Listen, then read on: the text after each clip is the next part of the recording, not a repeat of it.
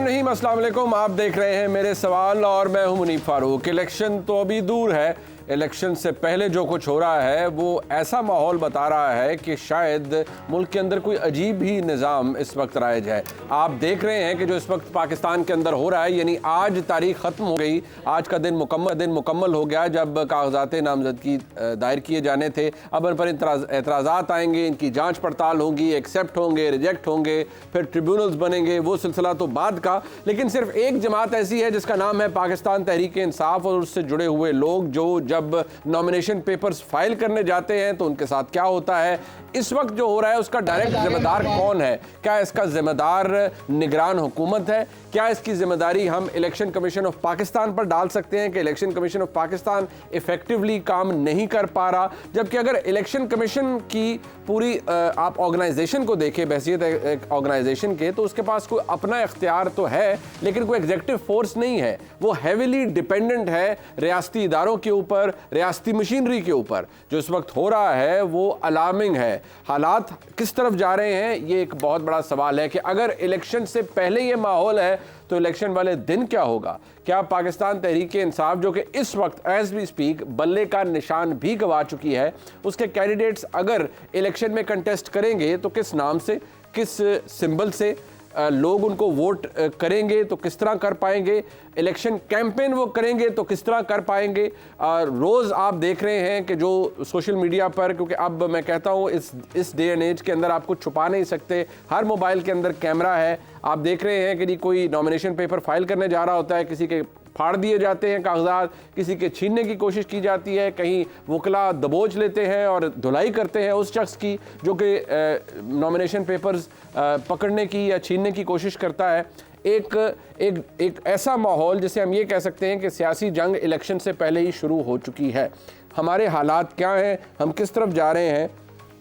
तो ये एक बेहतरीन मौका है जब हम कम से कम एवेल्यूएट कर सकें कि हमारे मुल्क के अंदर जो इस वक्त निज़ाम है, क्या ये उसका खमियाजा हम भुगत रहे हैं, एक वीक डेमोक्रेटिक सिस्टम का, या ये लड़ाई कुछ ऐसी है जो कि शख्सियात के बीच में है, हम शायद इदारों के बीच में भी नहीं रही। इसके ऊपर एक बेहतरीन तज्जिया हासिल करेंगे। हमारे साथ मौजूद है सोहेल बड़ाइच साहब, मुल्क के मुमताज़ तज्जिया निगार हैं, सीनियर सहाफ़ी हैं।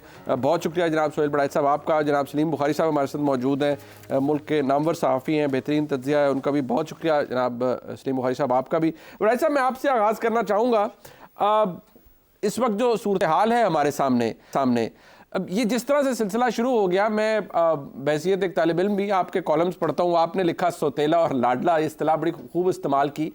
तो सौतेला सगा हो सकता है अगले 2 महीनों में, या कम से कम करीब आ सकता है, या सौतेला सौतेला ही रहेगा, या अपनी किसी और एडवांस्ड फॉर्म में चला जाएगा जो आज के हालात आप देख रहे हैं उसके बाद? इलेक्शन से पहले तो अमली तौर पर ऐसा होता हुआ नज़र नहीं आता। लगता है कि ये इलेक्शन तो उनको इसी तरह लड़ना पड़ेगा और इसमें उन्हें जितनी भी सीटें मिल जाएं उसमें पार्लियामेंट में बैठना चाहिए उन्हें। लेकिन ज़ाहिर है ये एक आइडियल सूरत हाल नहीं है, ना डेमोक्रेटिक सूरत हाल है, लेकिन हमारा कुछ माजी भी ऐसा ही है। अब शायद कुछ ज़्यादा लग रहा है, लेकिन माजी में भी बहुत कुछ ऐसा हुआ है। 2018 के इलेक्शन में भी बहुत कुछ हुआ।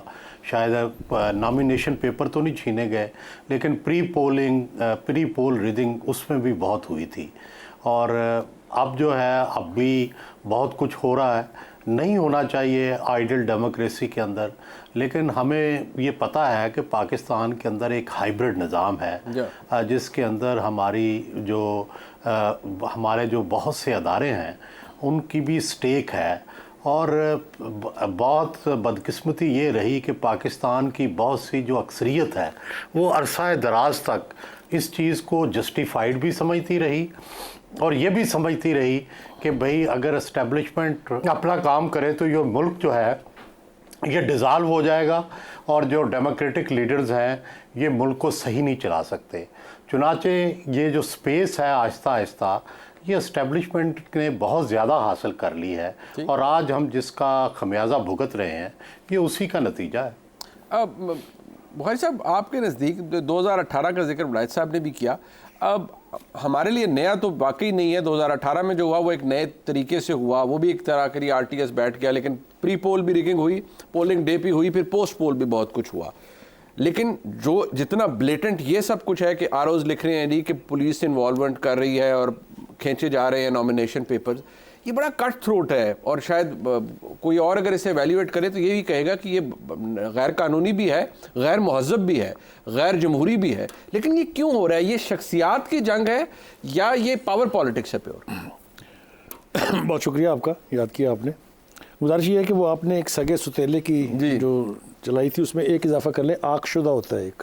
आगशुदा, अच्छा। तो ये खान साहब जो हैं, अच्छा जी, और उनकी पार्टी आग की हुई पार्टी है, आगशुदा पार्टी। जो कानूनी तौर पे जो आगशुदा हो जाते हैं फिर उनकी वापसी बहुत मुश्किल होती है। हमने कभी सुना नहीं है कि आग किया वो अखबार में भी छप जाता है ना, उसकी खबरें छप जाती हैं। हाँ बिल्कुल बिल्कुल। तो इस एक तो ये मंजर क्लियर होना चाहिए। दूसरी बात ये है कि इस वक्त जो तरीके इंसाफ का बाकी मानदा हिस्सा है उसमें ना इलेक्टेबल्स हैं जो पार्टी को एक यानी उसकी मौजूदगी का एहसास दिला सकते थे, वो नए घोंसलों में बस गए हैं। जिस स्पीड से आए थे उससे ज़्यादा स्पीड से उड़ के चले गए नए घोंसलों। पता नहीं उनका बनेगा क्या। करेक्ट। दूसरी जो इसकी लीडरशिप थी, जो हॉक्स थे वो या जेलों में या मफरूर है, बाकी बचे हैं वकला और वो लोग जो अभी घरों में बैठे हुए हैं, उनको ये अंदाज़ा नहीं हो रहा कि हमने बाहर निकल के वोट डालने जाना भी है कि नहीं।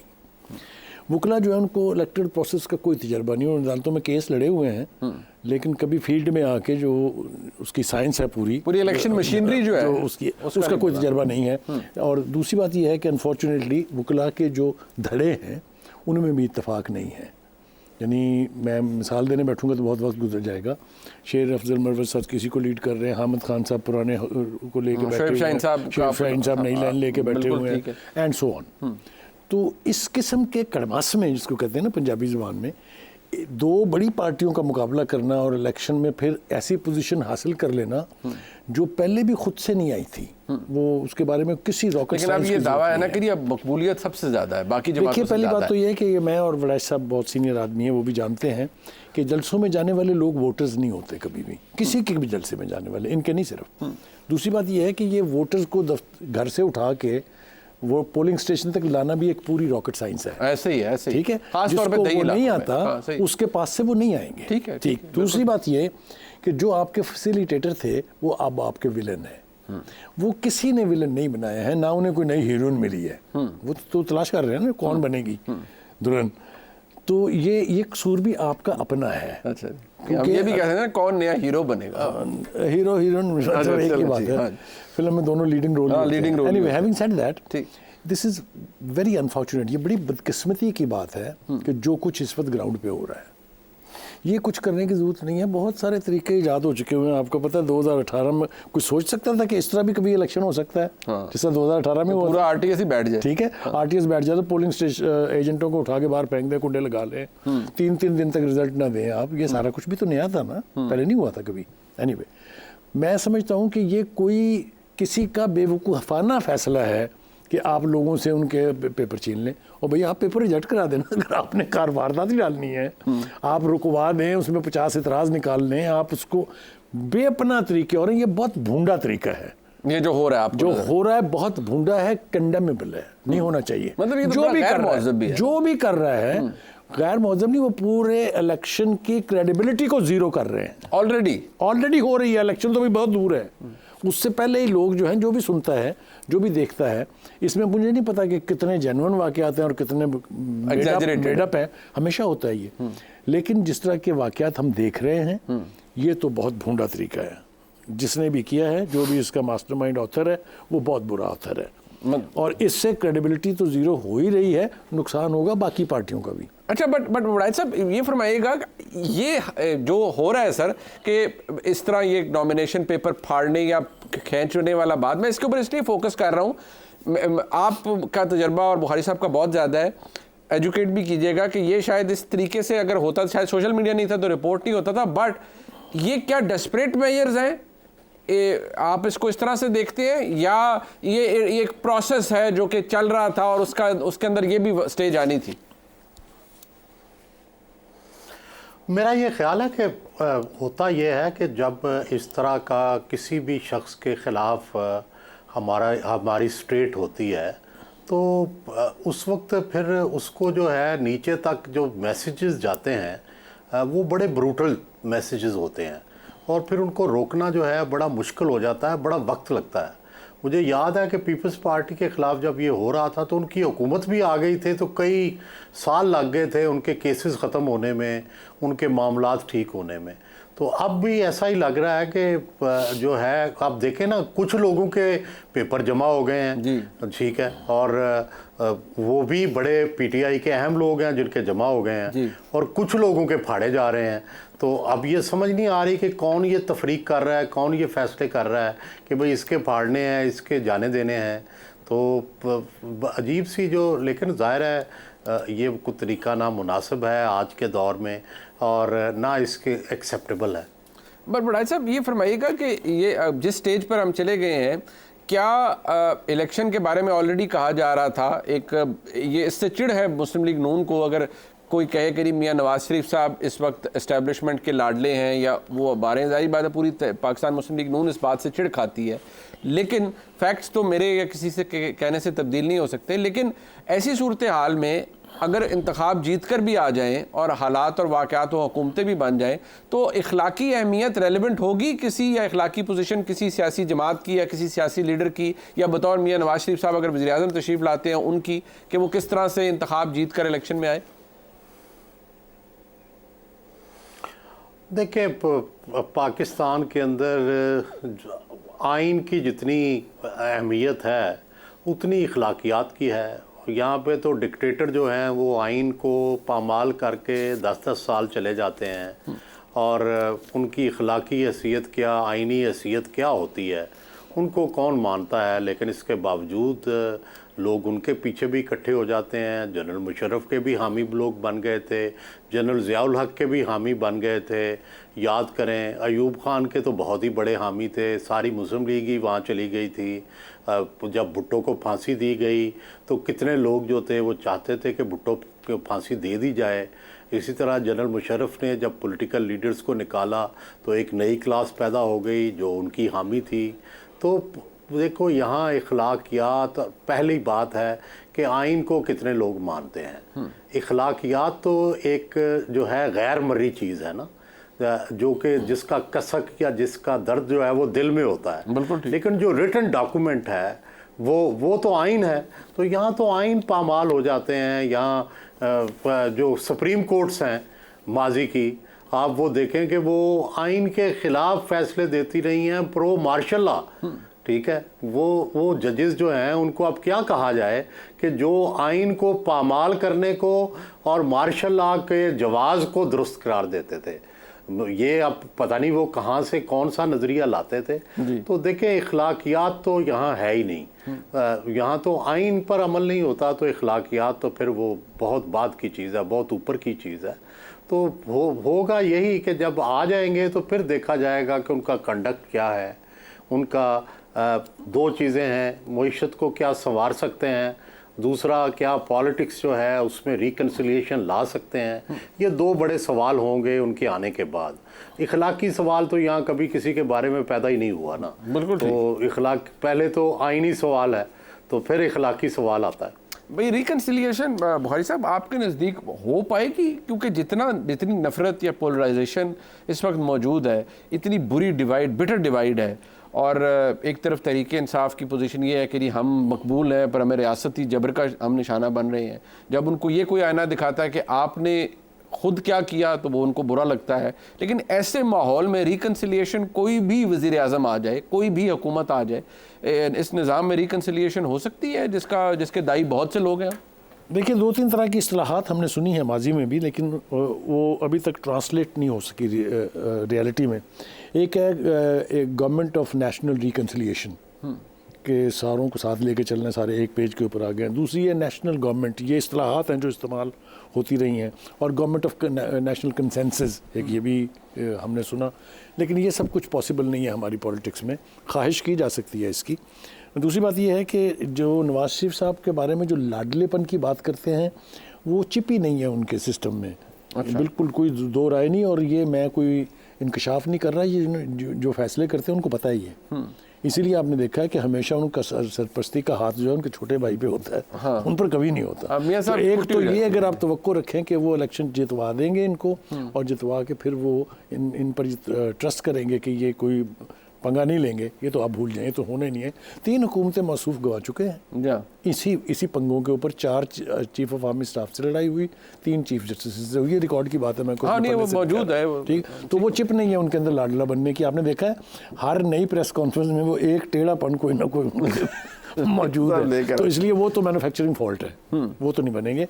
अब वो अगर नहीं बनेंगे और उनको भी पता नहीं बनेंगे ये, तो फिर ये मुस्लिम लीग इलेक्शन कैसे जीतेगी, ये मैं रोज़ ये सवाल लेके सोता हूँ सुबह जवाब सोचने के लिए मुझे कुछ समझ नहीं आ रही। एक बात।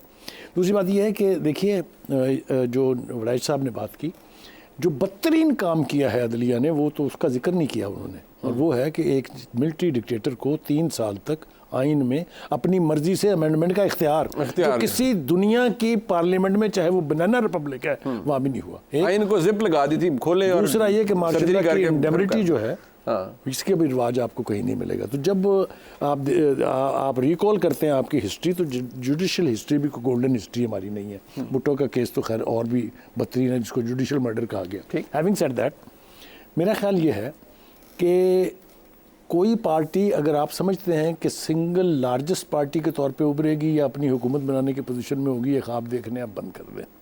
ये ना इस इलेक्शन में होने जा रहा है, ना आने वाले इलेक्शनों में होने जा रहा है, क्योंकि दोनों ही आजमा चुके हैं वो। जो जिस तरीके से भी मेजॉरिटी दिलवाई गई थी, लेकिन हुकूमत तो बनी ना खान साहब की, फिर उसका क्या नतीजा निकला उनके हक में। बाकी क्या काम किया उन्होंने, कोई नहीं किया है, वो तो छोड़ दें।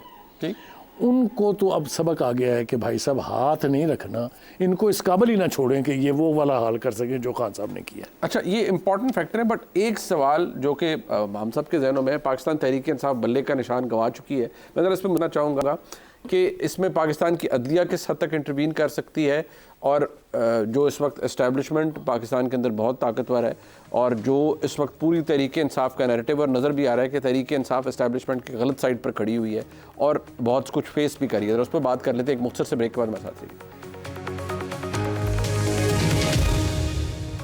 एक बार फिर आपको खुशामदीद कहते हैं। राइट साहब, ठीक है, हम सब भी दुआ करते हैं कि मुल्क में इंतखाबात हो जाएं, और ये भी दुआ है कि साफ़ और शफाफ हो। ख्वाहिश तो हमारी सबकी यही है, बट सवाल ये है कि जिस तरह का बहरान आ जाए, इलेक्शन भी हो जाते हैं, आपने फरमाया रिकन्सिलिएशन कोई कर पाता है नहीं, इकनॉमिक टर्न अराउंड होता है नहीं, लेकिन अगर ये जो माहौल आ जाए कि एक तूफ़ान बरपा है और एक जमात कह रही है कि भाई ये सब कुछ हो रहा है और ये रियासत के बहस पर सब कुछ हो रहा है, कुछ कहीं पेपर छीने जा रहे हैं, कहीं ये सब कुछ हो रहा है, तो जो रिज़ल्ट आएगा इलेक्शन का, क्या हम वही सब कुछ देखेंगे या उससे भी कोई बदतरीन फॉर्म आप एंटिसिपेट कर रहे हैं कि 2024 के इंतखाबात के नतीजे में तहरीक इंसाफ की जानिब से एक नया अप्रोच आएगा कि ये बाकायदा तौर पर मैनेज्ड इलेक्शन थे और बड़े बड़े ब्रूटल तरीके से कराए गए? नहीं, देखें, अल्टीमेटली तो सैनिटी ही प्रवेल करती है। हम माजी में देखें कि बहुत से पार्टियां जो है हम जज्बाती तौर पर रियासत के ख़िलाफ़ हुई। पीपल्स पार्टी के एक धड़े ने अल-मुर्तज़ा बनाई, अल-जुल्फ़कार बनाई मुर्तज़ा भुट्टो ने, लेकिन फिर अल्टीमेटली सैनिटी प्रवेल की और डेमोक्रेटिक रास्ते से ही पीपल्स पार्टी जो है बरसर इक़्तिदार आई। हमने देखा कि नून लीग में भी बाज़ लोग इंतहा की हद तक गए, लेकिन फिर हमने देखा कि वो रिकन्सिलिएशन की तरफ आए और रास्ता उन्होंने एस्टेब्लिशमेंट से खोला। अब पाकिस्तान के अंदर जो है आप सियासी जमातों को इस चीज़ का एहसास होना चाहिए, पीटीआई को भी एहसास होना चाहिए कि या तो वो कोई इनकलाब ले आते या इनकलाब आ जाता। उस दिन ज़ाहिर है 9 मई को जो कॉल दी गई थी उसमें इतने लोग नहीं निकले कि जितने इनकलाब के लिए निकलने चाहिए थे, और फिर जो वायलेंस हुई वो तो किसी भी सियासी जमात को सूट नहीं करती। अब जब वो तब्दीली नहीं ला सके तो उन्हें भी ये रियलिटी अंडरस्टैंड करनी पड़ेगी कि पाकिस्तान में आपको अगर सियासत करनी है, अगर पाकिस्तान में हुकूमत लेनी है, तो you have to live and let live. आपको एस्टेब्लिशमेंट को भी स्पेस देनी है और अपनी स्पेस भी लेनी है। एक आपने ऐसा रास्ता निकालना है जैसे नवाज शरीफ, बेनज़ीर भुट्टो, आसिफ जरदारी, ये सारा जिस तरह रास्ता निकालते रहे हैं वो भी इन मुश्किलात से गुजरे हैं, वो भी हर वक्त हर कोई जो है वो सतीलेपन का शिकार हुआ है। ठीक है, तो अब क्या इमरान खान जो हैं या खिलाड़ी जो हैं वो इस चीज़ को समझेंगे, इससे सबक लेंगे? या तो देखें कोई भी बंदा जो है पाकिस्तान के अंदर, कोई भी सियासी जमात ना मुसल्ला है, ना उसके पास इतनी ताकत है कि वो पाक फ़ौज से लड़ सके। हमने देखा कि दहशतगर्दों को भी उन्होंने शिकस्त दे दी, तो आम सिविलियंस तो ज़ाहिर है उसका मुकाबला नहीं कर सकते। तो इसलिए इस चीज़ का इदराक करना चाहिए कि रियासती अदारों से लड़ के नहीं, मुज़ाकरात करके, उनसे मसालियत करके रास्ता बनाया जाता है। यही हमें तारीख़ का सबक मिलता है, यही सियासत का सबक है। बुखारी साहब, हमने देखा उमर अता बंदयाल साहब जब चीफ जस्टिस रहे तो बड़ा एक माहौल था कि बड़ी उन पे भी कहा जाता था कि सहूलतकारी की जाती थी। इमरान खान साहब के लिए बड़ा नरम गोशा था। अब तहरीक इंसाफ को हक में इमरान खान साहब को बेल मिली साइफर केस में और रिड्रेसल्स हो रहे हैं सुप्रीम कोर्ट से, तो फिर भी तनकीद मुस्लिम लीग नून सुप्रीम कोर्ट पे ही कर रही है, हालांकि बड़े इंडिपेंडेंट जजेस हैं जो ये फैसला कर रहे हैं। बट सवाल ये है कि बल्ले का निशान Tehreek Insaf as B speak गवा चुकी है। तहरीक इंसाफ के लिए सैनिटी प्रिवेल कराने के लिए या एटलीस्ट लेवल प्लेइंग फील्ड के लिए आपको लगता है अदलिया इंटरवीन करेगी कुछ मामलात में, और अगर करेगी तो क्या उससे इदारों का टकराव हो सकता है? क्योंकि इक्वेशन तो बड़ी सादा हो जाती है उसमें। पहली बात तो यह है कि अब अदलिया वो अदलिया नहीं रही है, ना ये खोसवी है, ना साकबी है, ना बंदियाली है, ये तो एक और अदलिया है। ये अदलिया क्या रास्ता इख्तियार करेगी वो तो अभी देखना बाकी है, क्योंकि कड़ा वक्त तो अब आने वाला है। चीफ जस्टिस साहब ने अपना इंटेंट तो जाहिर कर दिया, उन्होंने अपनी इंटेंशन जाहिर कर दी है, खास तौर से 2 बड़े केसेस को लाइव दिखा के लोगों से कि हमारा अपना कोई एजेंडा नहीं है। ये भी पहली दफ़ा हुआ है, पहले नहीं हुआ कभी। तो तवक्को हम कर सकते हैं कि supreme court will not play foul, जिस तरह से सुप्रीम कोर्ट इस्तेमाल हुई है पिछले 5 साल के अंदर, उसकी भी कहीं मिसालें नहीं मिलती। जिस तरह मियां नवाज शरीफ साहब को फारिग किया गया, वी एक्सपेक्ट कि ऐसा ना हो। लेकिन जहाँ तक ताल्लुक खान साहब का है, अगर कोई ये तवक्को कर रहा है या किसी को ये उम्मीद है कि वो दोबारा फिर सही रास्ते पर आके और सही मेन स्ट्रीम पॉलिटिक्स का हिस्सा बनेंगे, ये आप भूल जाएं। अभी एब्सोल्युटली ये आप भूल जाएं। उनको जो यकीन दिला दिया गया है कि आप अल्लाह के ख़ास बंदे हैं, अल्लाह आपसे ख़ास काम लेना चाहता है, आप रियासत मदीना के वाली हैं, वो तो इनको ये तो कीड़े मकोड़े हैं। आपको पता नहीं है, जब आप एक सियासतदान ये कहे मैं किसी को छोड़ूंगा नहीं, सब जेलें भर दूंगा, मैं किसी से बात नहीं करूंगा, इससे बेहतर है कि मैं मर जाऊं। Who is gonna trust such a person? मेरा ख्याल ये है कि अगर लोग ये तवक्को कर रहे हैं कि ये जो 2024 का इलेक्शन है जनवरी का, इसमें खान साहब फिर एक कुव्वत बन के उभरेंगे, तो भूल जाएं। He will have to wait for a उभरेंगे या उभरने नहीं दिया जाएगा, मतलब either way बात एक ही है। Right sir, towards the end आपके नज़दीक ये जो एक बड़ी कुर्बत रही इमरान खान साहब की, आपको पता है मिसाली मामलात और हालात रहे बाजवा साहब की एस्टैब्लिशमेंट के साथ, वक्त बदल गया, शख्सियात बदल गई। क्या इमरान खान साहब के लिए in all times to come बहुत कुछ बदल जाता है, but with this dispensation and with जो पर्सनैलिटीज़ मौजूद है, इमरान खान साहब के लिए कम बैक का रास्ता है या कोई रिप्रोचमा हो सकता है between him and the establishment? जी देखिए, रिप्रोचमा तो हमने देखा कि होते रहे हैं पार्टियों के, पीपल्स पार्टी का भी हुआ, नून का भी हुआ, लेकिन तहरीक इंसाफ जो है इसमें थोड़ी लचक नहीं है, जो कि लचक होनी चाहिए सियासी जमात के अंदर। Correct. और अगर ये लचक दिखाएंगे तो डेफिनेटली रास्ता निकलेगा। बदकिस्मती ये है कि जो ना इस्टेब्लिशमेंट के हवाले से लचक है उनमें और ना सियासी जमातों के हवाले से लचक है। तो दूसरी तरफ ये है कि इस्टेब्लिशमेंट जो कह रही है उसके बारे में भी इन्हें सोचना चाहिए और गौर करना चाहिए। मसलन सबसे पहला जो इस्टेब्लिशमेंट का, जनरल बाजवा की इस्टेब्लिशमेंट का और मौजूदा इस्टेब्लिशमेंट का, इनका एतराज़ है इकनॉमिक मिसमैनेजमेंट, ठीक है। और खान साहब और उनकी पार्टी समझती है कि हमने इकनॉमिकली बेस्ट मैनेज किया है। अब देखिए कितना इसमें तजाद है कि एक तरफ वो ये कह रहे हैं कि ये डिफ़ॉल्ट की तरफ ले जा रहे थे, और ख़ान साहब और उनकी पार्टी ये कह रही है कि नहीं, हमने तो फलाह बहबूद के जो है वो जनाब दरिया बहा दिए थे, नहरें, दूध की नहरें बहनी शुरू हो गई थी। तो जब इतना तजाद हो तो फिर कैसे आप इकट्ठे बैठ सकते हैं?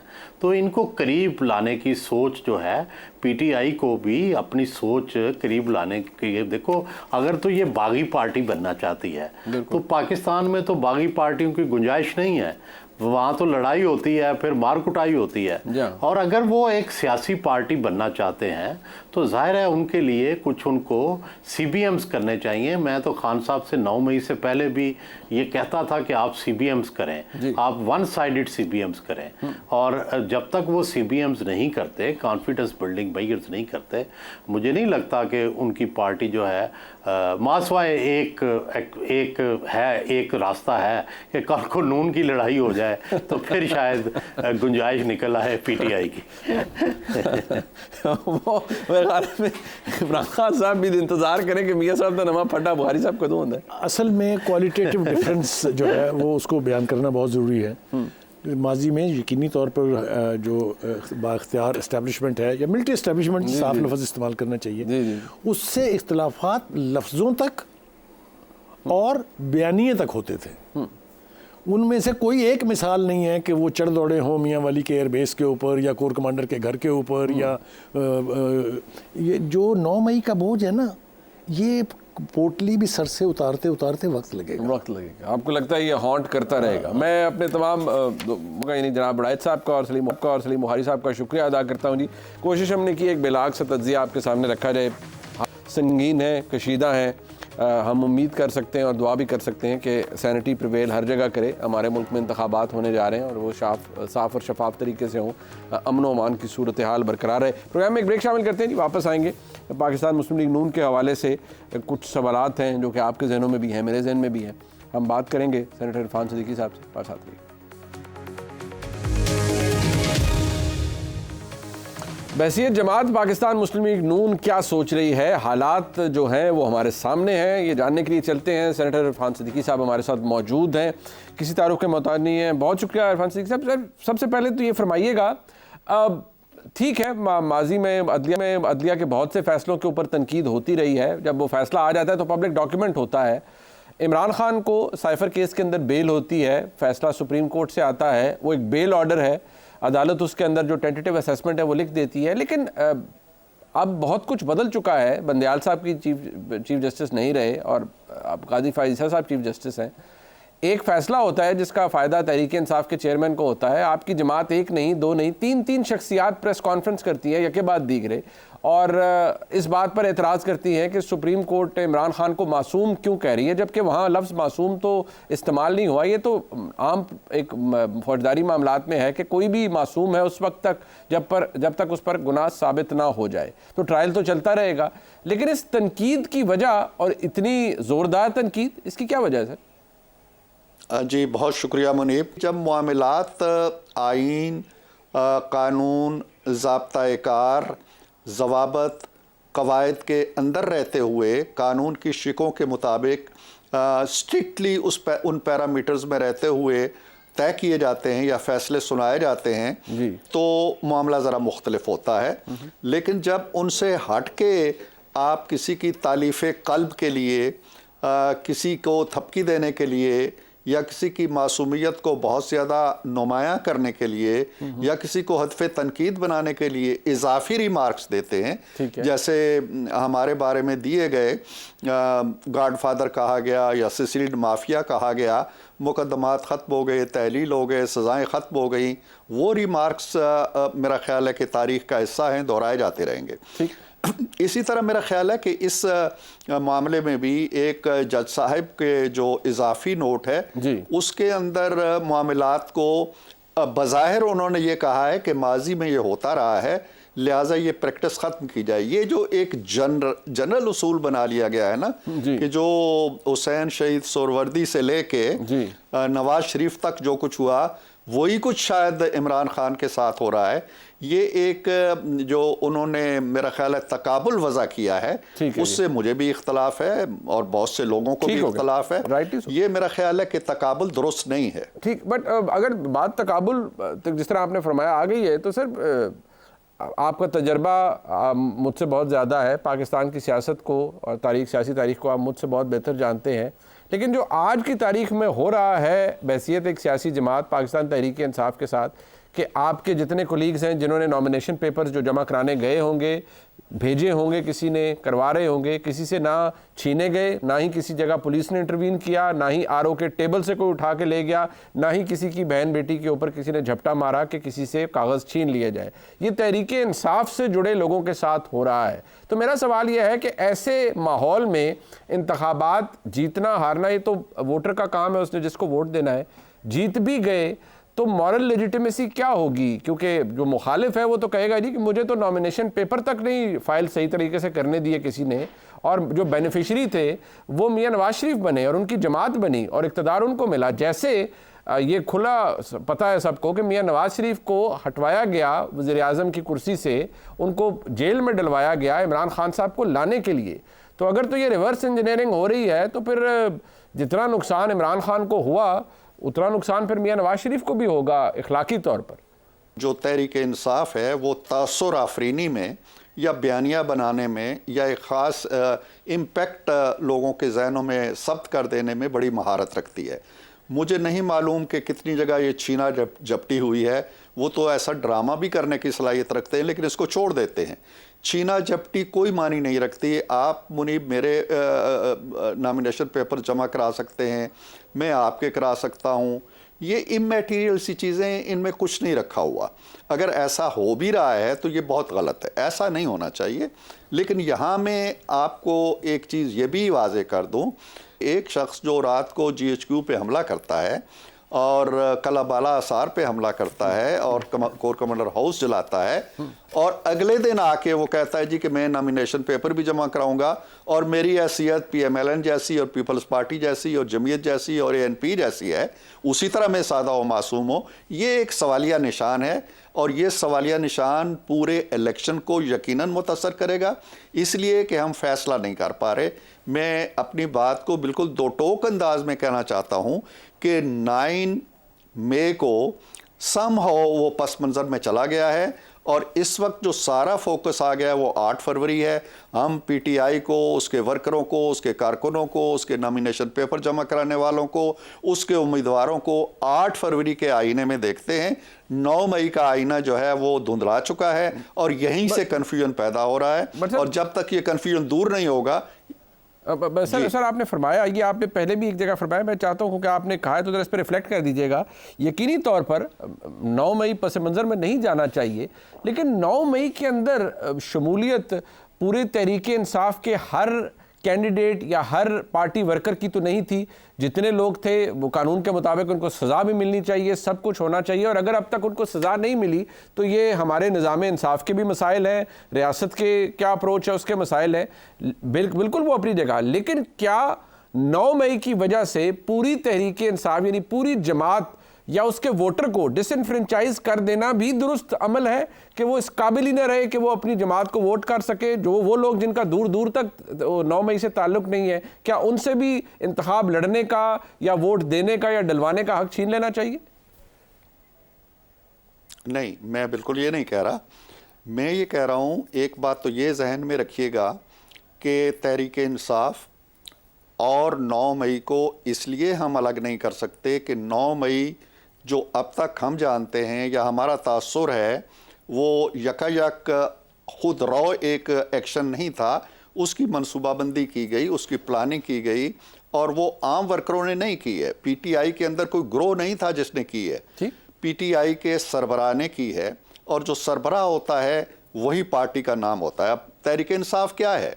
तहरीक इंसाफ इमरान खान का दूसरा नाम है। अब इमरान खान को तो आप कहें कि जी उन्होंने ये प्लानिंग भी की थी, उन्होंने आर्मी चीफ को हटाने के लिए भी मनसूबाबंदी की, उन्होंने फौज को भी उकसाया, लेकिन तहरीक इंसाफ तो मासूम है। What is Tehreek Insaf? तहरीक इंसाफ उस लीडर का एक इजाफी एडिशन है।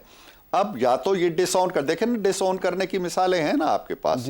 MQM है, अल्ताफ हुसैन को डिसऑन किया, एक नई रीबर्थ हुई उसकी और वो सियासत के अंदर है। मोहतरमा बेनज़ीर भुट्टो ने डिसऑन किया अपने भाई को, अल-जुल्फ़िकार को, उनकी एक्टिविटीज़ को, और वो अपना दामन बचा के चली गई। यहाँ डिसऑन भी कोई नहीं कर रहा। वो 9 मई को भी ऑन कर रहे हैं, वो 8 फरवरी के इस्तेकाक के भी तलबगार है। तो ये कन्फ्यूजन है, ठीक, बहुत शुक्रिया जनाब इरफान सिद्दीकी साहब हमारे साथ मौजूद थे कि बायस मज़ीद उनसे गुफ्तगू नहीं हो सकती आज, लेकिन किसी और मौके पर ज़रूर उनसे मैं चाहूँगा मुख्तलिफ मामलात पे हम रिफ्लेक्ट उनसे करवाएं। प्रोग्राम आपने देखा जी, इसका फीडबैक हमें ज़रूर दीजिएगा। देखने का बहुत शुक्रिया। खुदा हाफ़िज़।